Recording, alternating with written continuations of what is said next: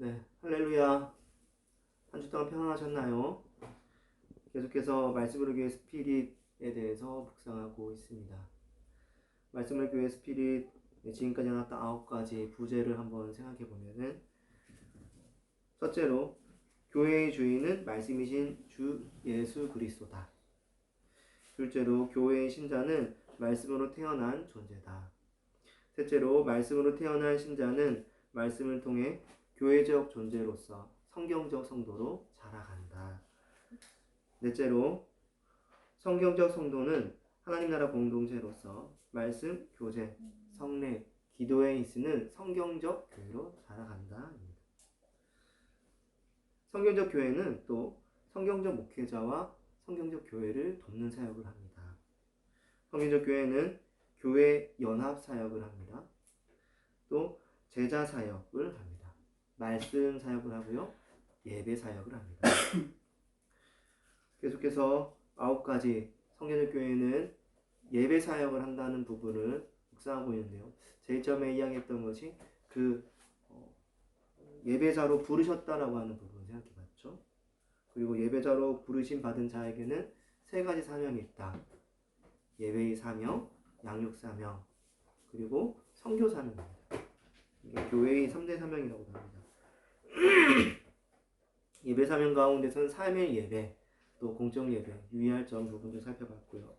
양육 사명에서는 양육의 필요성, 말씀 양육, 경건 연단, 경건을 돕는 힘, 양육의 이유, 또 양육의 목적, 그리고 양육의 꽃에 대해서 생각해 보았습니다. 선교 사명에서는 선교의 필요성과 선교의 목적, 그리고 선교 원리, 지난주부터 이번 주까지 이렇게 나누게 되죠. 오늘 주제도 역시 선교 원리입니다. 우리는 지난주에 요한복음 3장을 선교적 관점으로 이렇게 바라보면서 2가지 선교의 원리, 선교의 주체는 삼위일체 하나님, 그렇죠? 그리고 선교의 원인은 사랑이다 라는 사실을 살펴보았습니다. 그런데 요한복음 3장 16에서 17절에는 이 외에도 다른 선교의 원리도 담고 있습니다. 또 어떤 선교의 원리가 있을까요? 오늘 이 시간은 바로 요한복음 3장 16절과 사도행전 2장 40에서 42절 말씀을 중심으로 나머지 선교의 원리들을 한번 살펴보도록 하겠습니다. 요한복음 3장 16에서 17절 말씀 이렇게 이야기합니다. 하나님이 세상을 이처럼 사랑하사 독생자를 주셨으니 이는 그를 믿는 자마다 멸망하지 않고 영생을 얻게 하려 하심이라. 하나님이 그 아들을 세상에 보내신 것은 세상을 심판하려 하심이 아니요 그로 말미암아 세상이 구원을 받게 하려 하심이라. 오늘 본문에서는 선교의 주제인 하나님 그리고 선교의 원인인 사랑에 대해서 잘 나와 있습니다. 그리고 이거 외에도 어떤 선교의 내용들, 다양한 내용들에 대해서 이야기도 하고 있어요. 첫째는 세상으로 표현되는 죄인의 멸망과 심판에 대한 이야기입니다. 요한복음 3장 16에서 17절을 보았을 때 선교의 주인은 하나님이시고 그 하나님은 세상을 사랑하셔서 하신 거죠. 하나님은 세상 그 죄인들이 멸망하지 않기 바랬습니다. 만약 그들을 두면 모든 죄인은 하나님 앞에 멸망받을 것이었기 때문에 사랑이 많으시고 또 근원이 되신 하나님께서는 그들이 멸망치 않고 구원받을 수 있도록 이렇게 하신 것이죠. 하나님은 그래서 이런 일을 하신 겁니다. 둘째로 예수님입니다. 오늘 본문은 하나님이 멸망받을 죄인에게 예수님을 구원자로 보내셨다고 말하고 있습니다. 그러니까 죄인인 것에 대해서 오늘 말씀은 말하고 있고 그 죄인들에게 이 문제를 해결하기 위해서 구원자 예수님을 보냈다라는 겁니다. 구원자라는 것은 그리스도입니다. 오늘 본문은 예수님이 하나님의 독생자 아들이라는 것을 이야기합니다. 즉 하나님과 동등한 주님이신 것도 깨닫게 한 거죠. 하나님은 죄인들을 위해서 주와 그리스도 대신 예수님을 이 땅 가운데 보내셨습니다. 바로 선교를 위해서. 그래서 오순절 성령 강림 후 베드로가 처음 선교를 위해 사람들 앞에 설교할 때, 선교하면서 설교하고, 그렇죠? 아무튼 예수님이 이렇게 소개합니다. 사도행전 2장 36절부터 37절 말씀인데요. 그런즉 이스라엘 온 집은 확실히 알지니 너희가 십자가에 못 박은 이 예수를 하나님이 주와 그리스도가 되게 하셨느니라 하니라. 그들이 이 말을 듣고 마음에 찔려 베드로와 다른 사도들에게 물어 이르되 형제들아 우리가 어찌할꼬 하거늘. 어떻습니까? 그 예수님에 대해서 이야기하고 예수님이 주와 그리스도 되신 것에 대해서 이야기를 하죠. 마찬가지로 오늘 요한복음 3장 16에서 17절에서도 예수님은 그렇게 소개하고 있는 거예요. 죄인들을 위해서 예수님을 보냈다. 그 예수님은 우리의 구원자 그리스도이시고 또 하나님의 아들, 하나님과 같은 주님이시다 라고 말하고 있는 것이죠. 셋째로 구원, 영생에 대한 부분입니다. 본문은 하나님의 죄인들에게 주 예수 그리스도를 보내신 이유가 멸망을 받게 하려고 하신 것이 아니고 구원을 받게 하기 위해서 보냈다라고 말합니다. 구원이라고 말하기도 하고요. 이 죄인들을 구원하여 영생에 이르게 하기 위함이라고도 말합니다. 요한복음은 예수님이 구원과 영생을 위해 보냈다는 말을 하면서 누가복음 또 다른 공관복음은 이 구원과 영생에 대해서 또 다른 각도로 이야기를 합니다. 누가복음 4장 43절 이렇게 이야기하죠. 예수께서 이르시되 내가 다른 동네들에서도 하나님 나라 복음을 전하여야 하리니 나는 이 일을 위해 보내심을 받았노라 하시고 갈릴리 여러 회당에서 전도하시더라. 그렇죠? 예수님이 구원을 위해 왔다. 영생을 위해 왔다라고 말하지 않고 하나님 나라 복음을 위해서 왔다라고 말하고 있습니다. 그러니까 하나님 나라 복음, 그들을 구원하여서 영생하게 하여서 영원토록 그 하나님 나라에 살아가게 하기 위해 오신 주님인 것을 이야기하고 있는 것이죠. 예수님은 갈릴리 사역 가운데서 이 하나님 나라 복음, 구원과 영생에 대해서 이야기한 거예요. 선교하신 것이죠. 전도는 곧 선교죠. 자, 셋째로 믿음입니다. 오늘 요한복음 3장 16에 17에서는 믿음에 대해서 말하고 있어요. 본문은 하나님이 예수님을 믿는 자마다 멸망하지 않고 영생을 얻게 하셨다라고 말을 합니다. 우리가 예수님을 통해 영생을 얻는 것은 맞지만 어떤 도구를 통해 영생을 얻는가? 믿음이다! 라는 겁니다. 죄인들은 복음을 통해 예수님을 알게 됩니다. 이제 죄인들은 그 예수님을 믿음으로 성령으로 말미암아 하나님과 연합하게 되고 모든 죄사함을 받습니다. 또 예수 그리스도로 말미암아 의롭게 되죠. 믿음으로 말미암아 예수님과 연합해서 죄사함도 받고 의롭게 되는 거예요. 믿음이 통로가 되는 것이죠. 도구인 겁니다. 자, 오늘 본문 그 뒷구절에도 보면은 이 믿음에 대해서 그런 표현을 하고 있습니다. 요한복음 3장 18절 이렇게 말하죠. 그를 믿는 자는 심판을 받지 아니하는 것이요 믿지 아니하는 자는 하나님의 독생자의 이름을 믿지 아니하므로 벌써 심판을 받은 것이니라. 믿는 자는 심판받지 않는다. 믿지 아니하는 자는 벌써 심판받았다. 믿음을 통로로 죄사함과 의에 이르게 되기 때문에 이런 이야기가 나오는 겁니다. 그래서 믿음은 한편 우리를 분별하게 해주는 중요한 또 표지이기도 합니다. 어떤 모습, 중요한 하나의 부분이기도 한 거예요.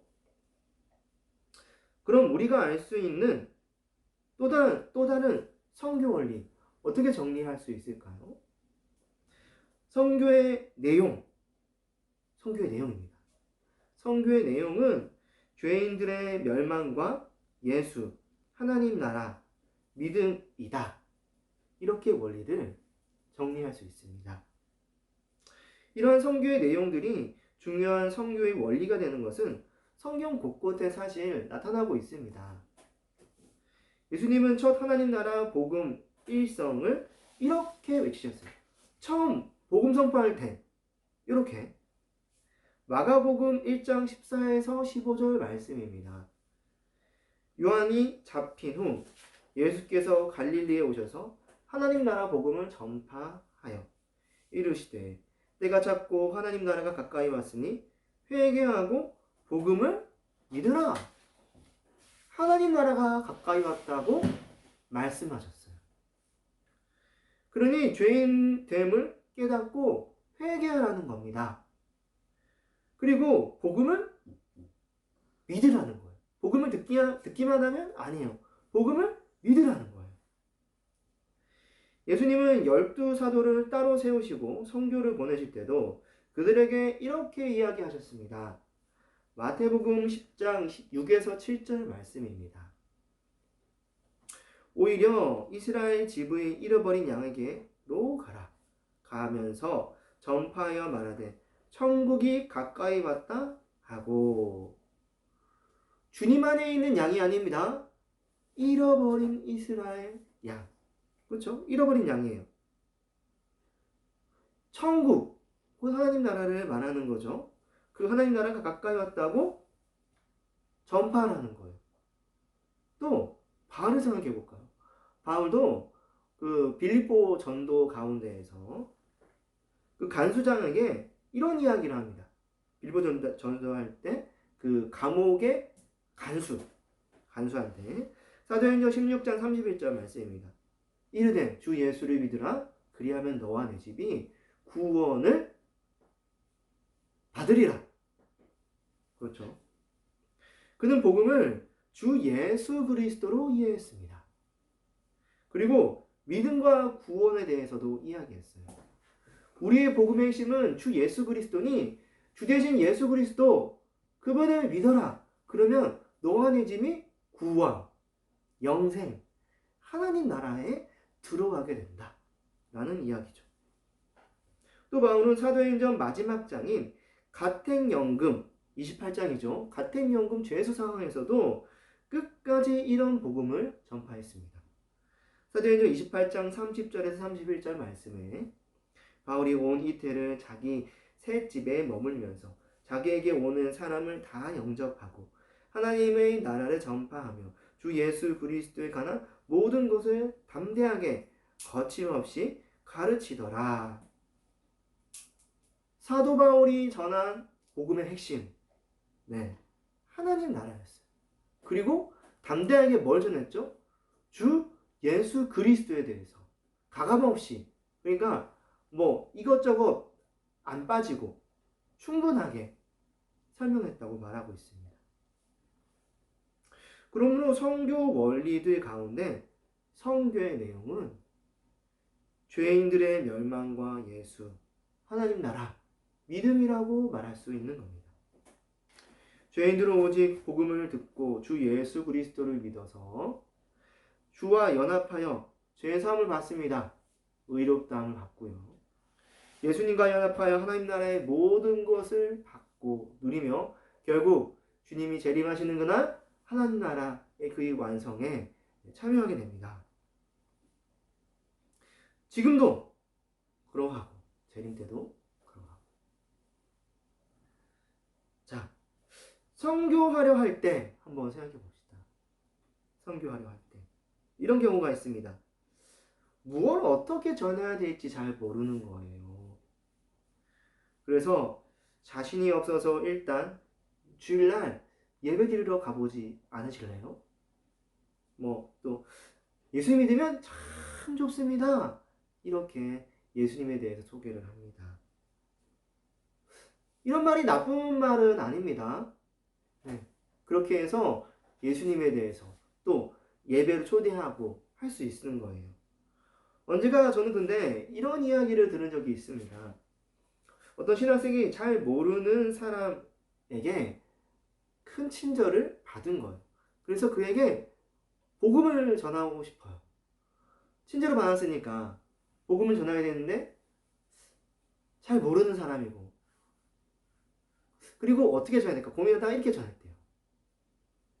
예수 믿으세요. 참 좋습니다. 그리고 이렇게 멀찌감치 떨어져서 자리에 앉았다고 합니다. 참 안타깝죠. 이게 근데 우리의 현실이 아닌가라는 생각이 듭니다. 선교를 하고 싶지만은 어떻게 해야 될지, 뭘 전해야 될지 잘 몰라요. 아니면 이런 건지도 모르겠습니다. 선교 자체에 좀 무관심한 거예요. 선교에 대한 필요성을 잘 몰라요. 우리끼리 뭐 잘 믿으면 되는 거 아니야? 라는 생각인 거죠. 정작 그런데 선교해야 할 때, 또 선교가 필요할 때 뭘 말해야 할지 모르는 거예요. 멋지게 뭔가 좀 주님의 복음을 전하고 싶은데 너무 아쉬운 거죠. 할 수 있는 말은 예수 믿으세요. 참 좋습니다. 그렇게라도 말하면 참 감사한 일인데 안타까운 현실인 거죠. 또 한편 우리는 가끔 이런 선교의 내용들을 원리 삼아 선교하는 것을 두려워해요. 그러니까 어떤 죄인의 멸망, 또 예수, 하나님 나라, 믿음, 이런 것을 말하는 걸 두려워해요. 사람들은 예수님에 대해서 관심이 별로 없을 거야, 이렇게 생각하는 거죠. 혹시 죄와 멸망에 대해서 말하면 나를 이상한 사람 취급하면서 멀리하는 거 아닐까?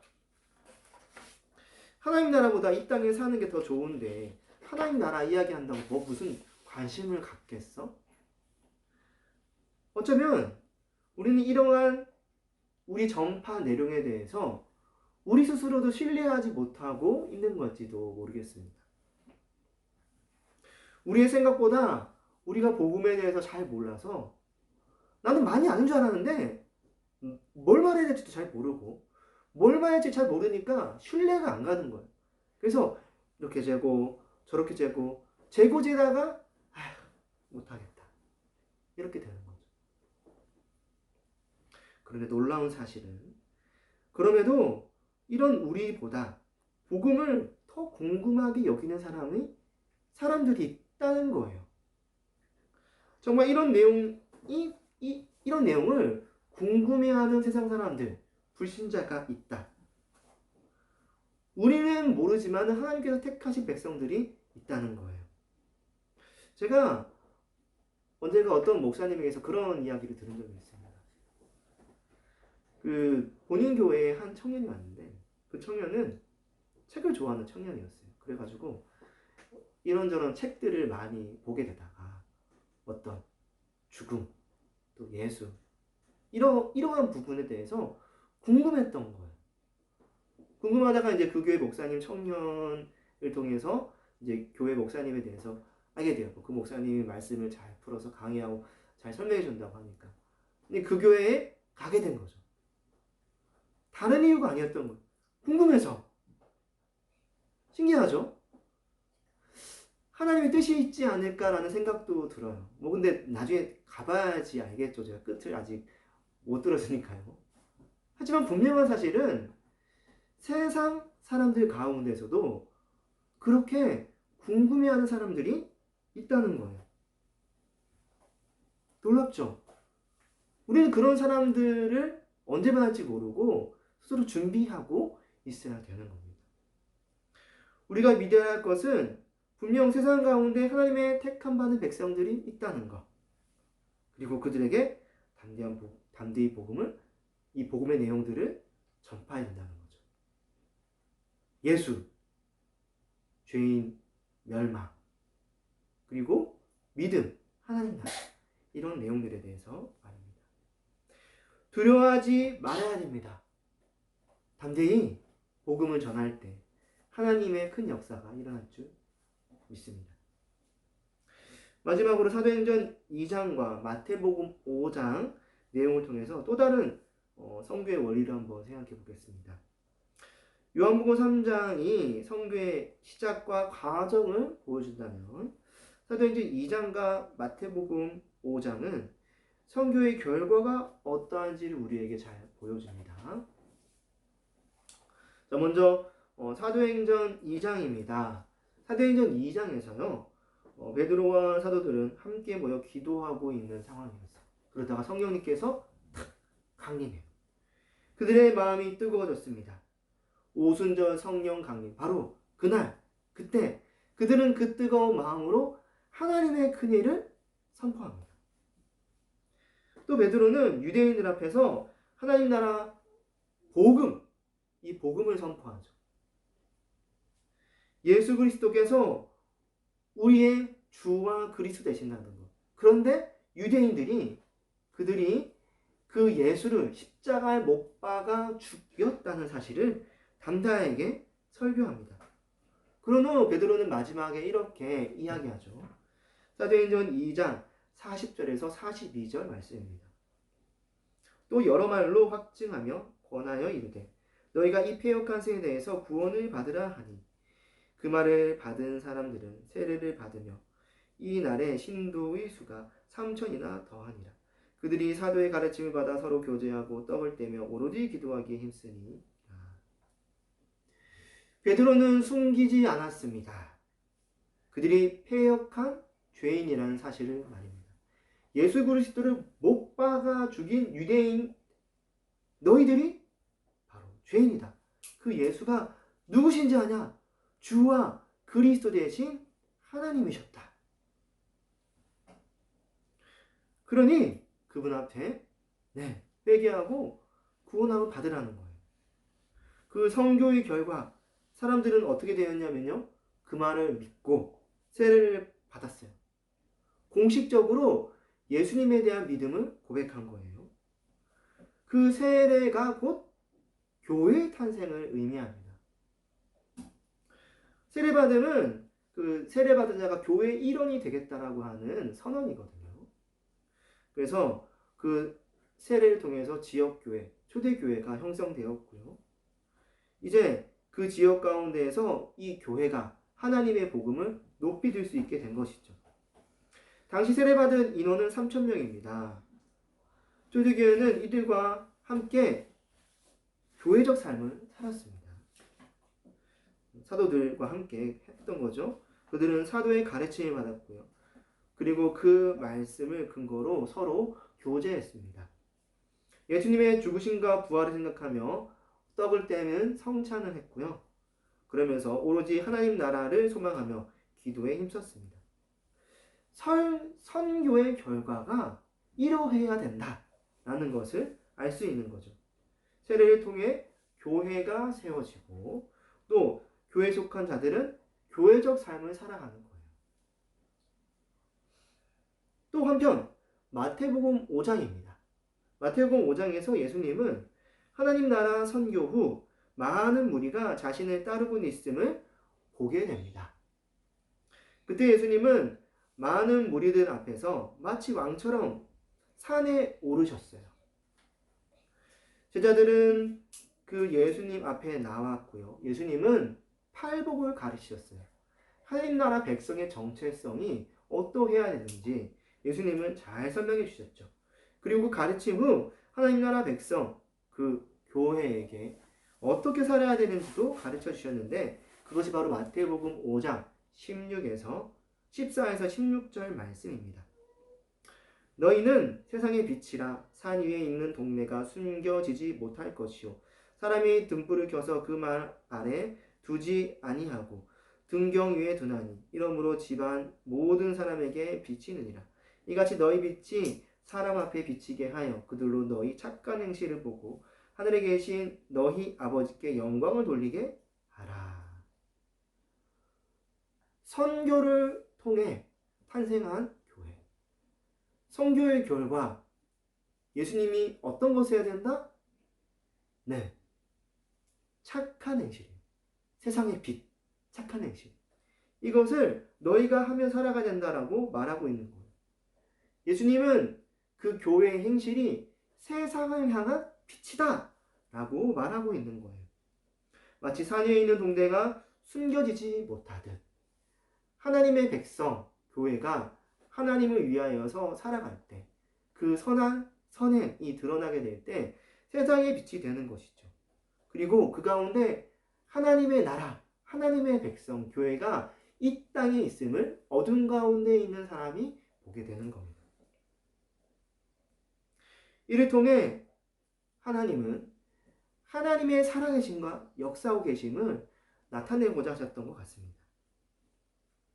그래서일까요? 사도행전 2장 마지막에 보면요. 초대교회가 교회적 삶, 그런 착한 행실로 잘 살아가게 되자 사람들이 어떤 반응을 보이는지 설명해 줍니다. 자, 이번에는 사도행전 2장 44절 47절 사도행전 그 2장 이후의 이야기입니다. 44절 믿는 사람이 다 함께 있어 모든 물건을 서로 통용하고 또 재산과 소유를 팔아 각 사람의 필요를 따라 나눠주며 날마다 마음을 같이하여 성전에 모이기를 힘쓰고 집에서 떡을 떼며 기쁨과 순전한 마음으로 음식을 먹고 하나님을 찬미하며 또 많은 백성에게 칭송을 받으니 주께서 구원받는 사람을 날마다 더하게 하시니라. 신자들이 날마다 마음을 같이하여 성전에 모이기를 힘썼습니다. 온 백성은 그들을 칭송했고요. 그들은 또한 하나님을 찬송했어요. 찬미했어요. 마태복음에서 예수님이 기대했던 그런 하나님의 영광이 이 사도행전 2장 가운데서 탁 드러나게 됐던 거예요. 초대교회, 신약교회가 세워지니까요. 또 예수님께서는 이러한 초대교회에게 구원받는 사람은 그 이후 막 더 날마다 늘어나게 하셨습니다. 즉 바른 선교의 결과가 나오자 그에 따라 더욱 하나님께서 영광이 받으시게 되고 더욱 불신자들이 그 예배로 초대가 되도록 하셨던 거예요. 그러므로 마지막으로 세워야 할 선교의 원리는 무엇인가 했을 때 바로 선교의 결과입니다. 선교의 결과는 세례와 교회, 교회적 삶, 선행이다. 바울의 2차 전도 여행 때 빌립보 지역에서 일어났던 일입니다. 바울은 거기서 하나님을 섬기는 자색 옥감 장사 루디아라는 여자를 만났어요. 그러니까 여기서 하나님 섬긴다는 거는 구약 이스라엘 백성의 삶을 살아갔다는 거예요. 그런 구약에 전해지는 그 하나님을 믿으면서 아직 예수님에 대해서 모르는 겁니다. 그녀는 바울의 복음을 듣고 마음 문이 열려 바울이 전한 복음을 따르기로 결심하게 됩니다. 자, 그 장면이 사도행전 16장 14에서 15절이에요. 두아디라시에 사는 자색 옥감 장사로서 하나님을 섬기는 누디아라 하는 한 여자가 말을 듣고 있을 때 주께서 그 마음을 열어 바울의 말을 따르게 하신지라 그와 그 집이 다 세례를 받고 우리에게 청하여 이르되 만일 나를 주 믿는 자로 알거든 내 집에 들어와 유하라 하고 강권하며 머물게 하리라. 오늘 성경 말씀에서 선교의 결과 어떻습니까? 루디아는 그 말씀을 받아들이자마자 그들의 그 바울 일행을 자기의 집으로 초대했어요. 그는 세례를 받았고요. 공식적으로 믿음의 고백도 했습니다. 그러니까 교회가 개척된 거나 마찬가지인 거예요. 그렇게 또 한 집에서 살자고 말했던 것은 교회적 삶, 한몸된 삶. 바로 그렇게 살았던 겁니다. 아, 믿음이 필요해. 뭔가를 더 해야 돼. 아니에요. 예수 믿으니까 우리 같이 삽시다. 세례도 받고 그리고 그 집에 온 선교하는 그 바울 일행을 섬기고 했던 일이 그렇게 바로바로 일어나는 겁니다. 실제로 이후 바울은 빌립보 교회에게 그의 편지를 보내기도 하면서 빌립보 교회와 함께 힘껏 선교를 하게 됩니다.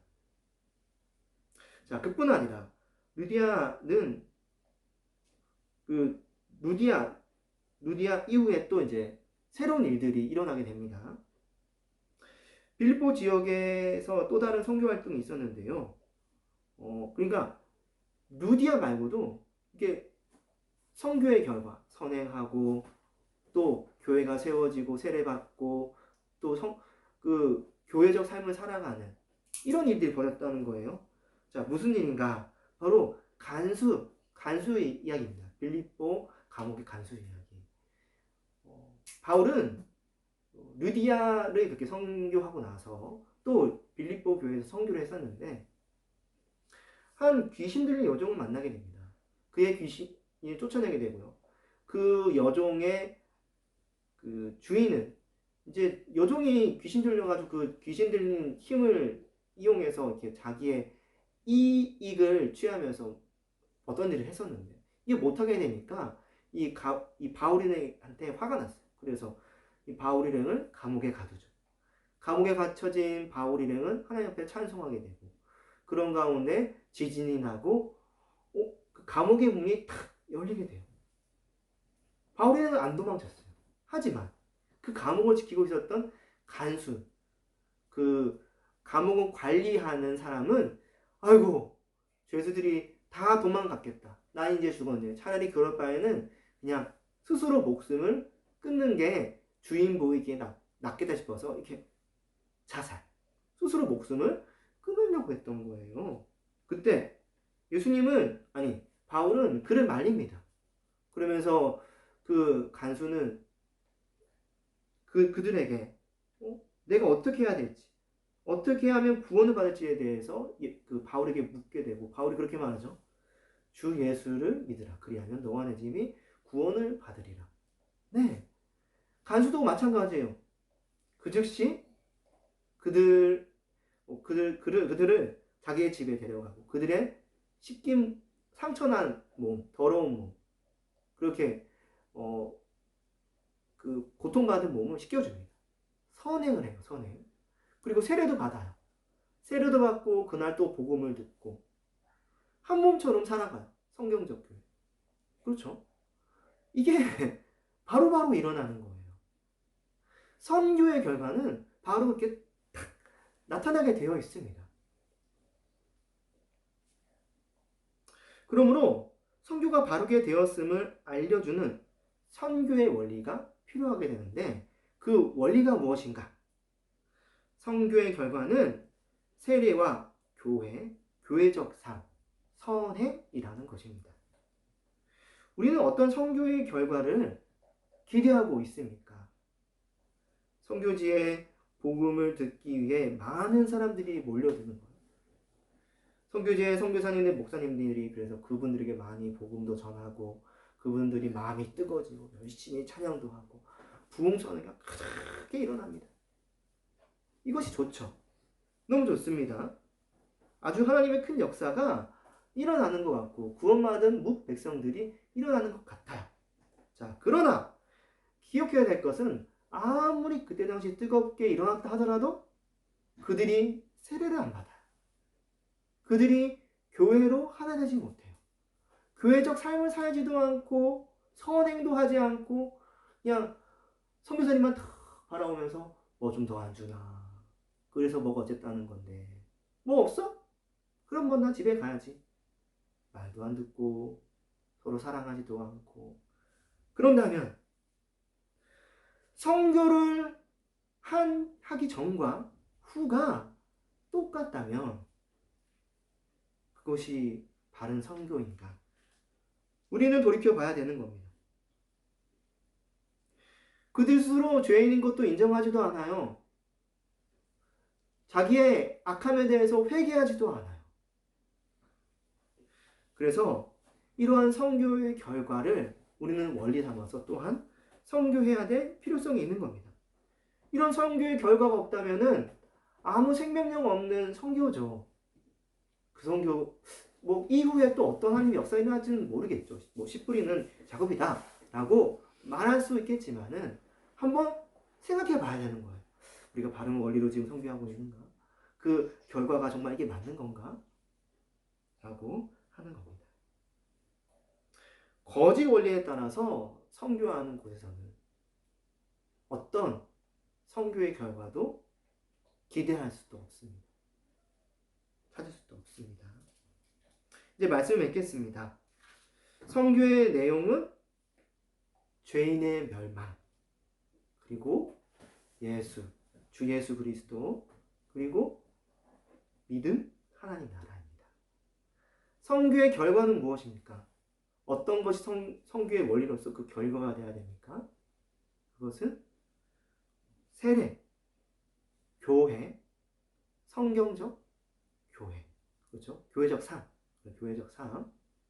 그리고 선행입니다.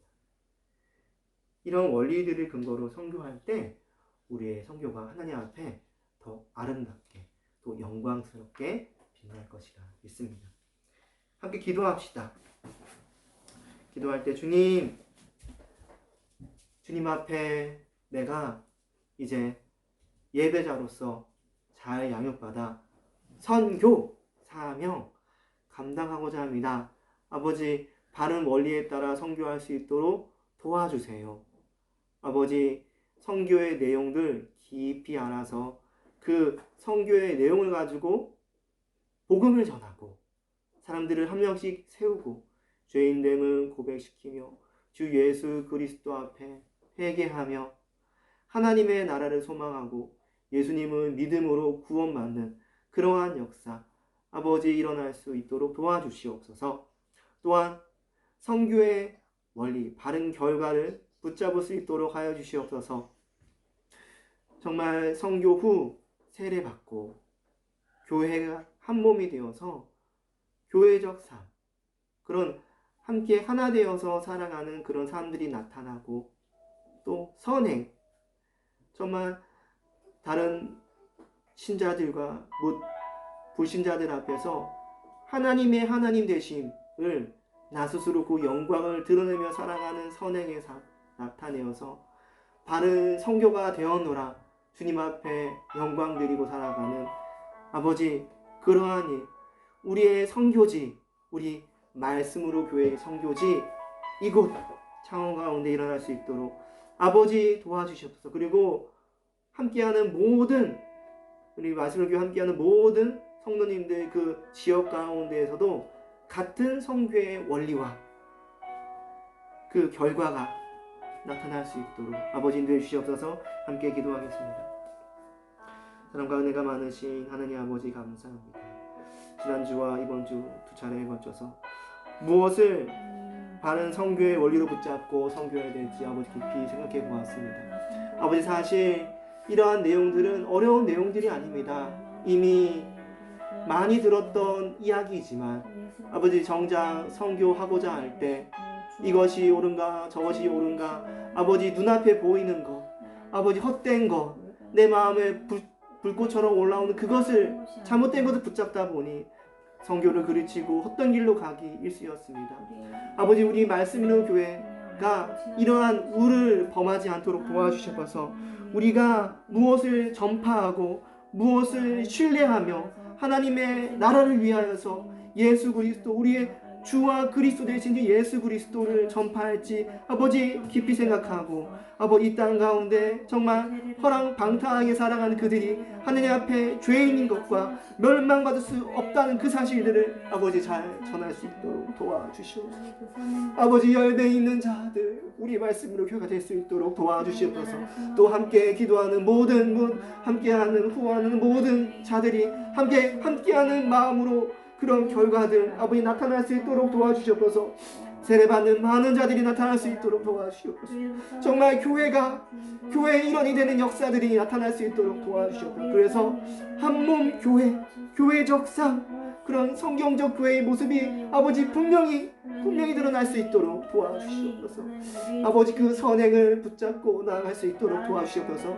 아버지, 그 선교지에 주님을 믿는다고 하는데, 선교를 했다고 하는데 그들이 무엇을 바라보고 있고 무엇을 붙잡고 있는지 아버지 깊이 생각할 수 있는 우리들이 될 수 있도록 도와주시옵소서. 선교를 하는데 헛된 것을 붙잡게 하지 않는 자들에게 하여 주시옵소서. 선교를 하였는데 잘못된 하나님에 대해서 알게 하지 않게 하여 주시옵소서. 오직 선행, 하나님 앞에서 바르게 살고 선행을 하며 내 이웃을 사랑하고 교회의 성도들을 사랑하며 헌생하고 희생하며 나아가는 그 믿음, 그 헌신, 그 사랑, 아버지, 그러한 선행의 삶을 살아가는, 그러한 선교의 원리로 살아가는 아버지, 우리들 될 수 있도록, 선교할 수 있도록 아버지 도와주시옵소서. 비록 우리의 마음이 약하고 지금은 미약하지만은 아버지, 이러한 믿음으로 선교의 원리를 따라 선교할 때 아버지, 역사가 일어날 줄 믿습니다.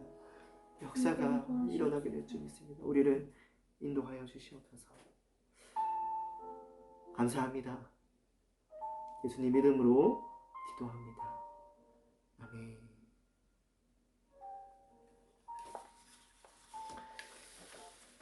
네. 이 시간